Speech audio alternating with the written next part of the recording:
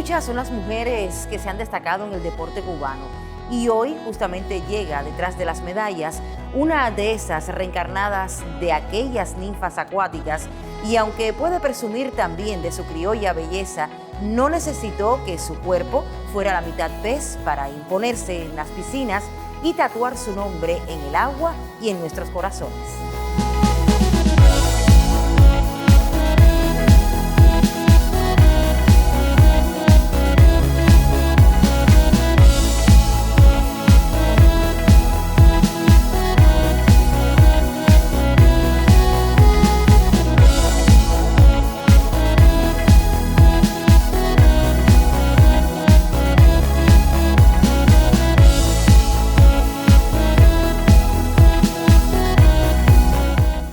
Con un palmarés amplio para su corta carrera deportiva y una bitácora que se quedó hambrienta de trofeos, cruza el umbral de este programa una de las mejores nadadoras cubanas de todos los tiempos, Imaday Núñez.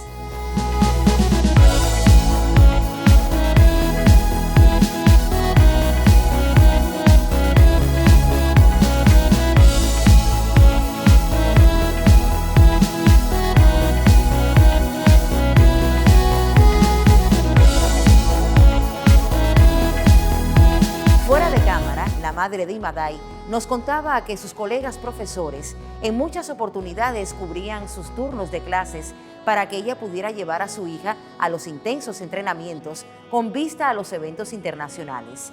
De otras muchas cosas guardadas en la memoria, nos habló emocionada esta orgullosa madre.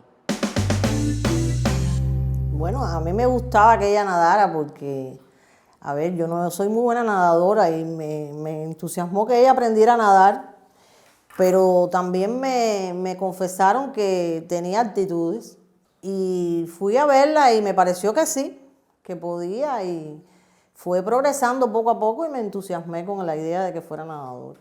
Cuando era pequeña realmente había que ir a buscarla a la escuela, iban para la piscina y después tenían que venir para la casa, hacer las tareas. Prácticamente no tenían tiempo de descanso porque ya cuando terminaba de hacer sus tareas y todos los quehaceres que se hacen en la casa por la tarde y por la noche, ya estaban muertas de cansancio. Y después igual, ya ella cuando terminó el 6º grado fue para la Marcelo Salado directo. Y siempre estábamos ahí al tanto de todo lo que ella necesitara. Y realmente trabajar, atenderla y participar en todas sus competencias. Era algo que nos robaba bastante tiempo. La primera vez fue en Sydney, en Australia, y era la más joven de la delegación. Después ya tenía la experiencia en Atenas, de la primera Olimpiada, pero así todo también me sentí muy orgullosa de que ella fuera a esas 2 Olimpiadas.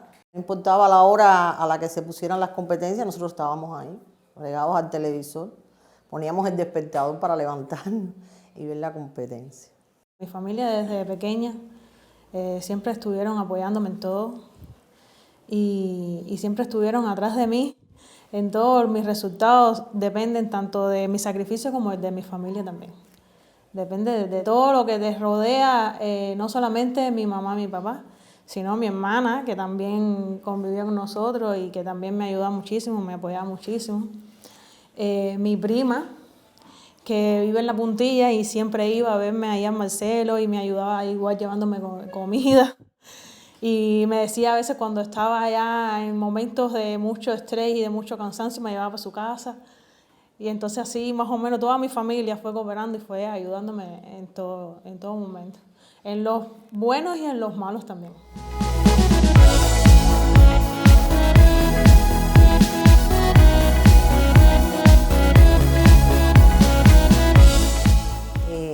Fue realmente una cosa diferente, algo que no se había hecho nunca en Cuba, y que ella haya sido la reina de esos Juegos por la cantidad de medallas que cogió, bueno, pues fue algo realmente impactante. Era un momento en que ella necesitaba también sentirse importante, porque también no tenía mucha edad tampoco. Pero bueno, todas esas cosas le fueron dando experiencia. Después en las otras Olimpiadas pasó lo mismo. Hasta hubo un reporte de un periodista que decía el camión que Maday necesitaba para cargar todas sus medallas, porque realmente nos acostumbró después a coger muchas medallas en esos juegos y en esos eventos. Fue muy importante en mi carrera deportiva y sobre todo en nosotros como familia, para mí, mis padres, porque había pasado también por un momento en el que yo quería retirarme y no quise nadar más. Y estuve fuera de las piscinas como 1 año y medio y en ese momento mi familia fue un gran apoyo para mí, porque yo quería seguir nadando, pero no me sentía bien, producto de los resultados que tuve en los Juegos de Atenas, que no me fue bien. Pero mis padres siempre me decían, pero si no quieres dejarlo, no renuncies a lo que te gusta. Y ese momento de la familia fue muy importante para mis resultados deportivos. Empecé a nadar otra vez y vino la medalla en el circuito mundial de Brasil, que obtuve bronce. Y ahí entonces me di cuenta que mis padres tenían razón, que no me podía dar por vencida y no podía rendirme ante una cosa que a mí me gustaba tanto, porque la natación para mí siempre ha sido mi vida. Y después vino el Campeonato del Mundo en Shanghái. Y cuando quedé finalista, yo no me lo creía, porque, a ver, el pueblo cubano y Cuba está acostumbrado a que los atletas cojan medallas en todos los lugares donde van. Pero para la natación, tener un resultado deportivo internacionalmente es muy difícil, muy difícil, muy difícil.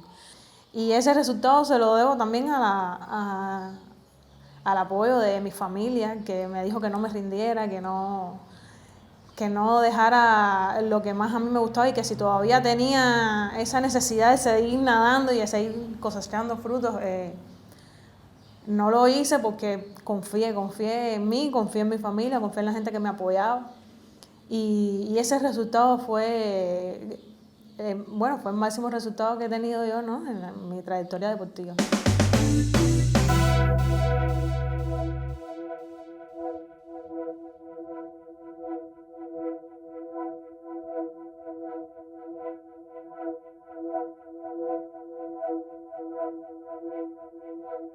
Fue realmente impactante. Empezamos a hacerle todas las pruebas, los análisis que se hicieron, pero cuando ya el médico nos reunió y nos dijo que realmente era algo, que era un padecimiento y que no se conocían las causas, nosotros dijimos, bueno, pues hay que preservar la salud, la vida es lo más importante. Si no hay una cura, lo que hay es un alivio, pues entonces hay que esperar. Pero esperar en casa, no se puede seguir nadando. Es verdad que lloré muchísimo, pero nunca delante de ella porque había que mantenerse firme, había que estar parado. Ella lloró muchísimo y yo tenía que ser el hombro que la soportara para que ella no se desplomara. Estaba con mis mejores resultados, mis mejores marcas. Venían los próximos Juegos Centroamericanos y yo tenía pronóstico de alcanzar 7 medallas de oro en unos Juegos Centroamericanos. Eso era algo que ningún atleta cubano tenía, esos pronósticos, y yo era la atleta que lo podía lograr. Y fue como 3 meses antes de los Juegos Centroamericanos que me empezaron las crisis vagales y empezaron a hacerme todos los estudios. Yo me sometí hasta una prueba en un salón de operaciones para saber si podía seguir nadando o no. Pero bueno, al final después los médicos dijeron que no podía seguir nadando y eso fue.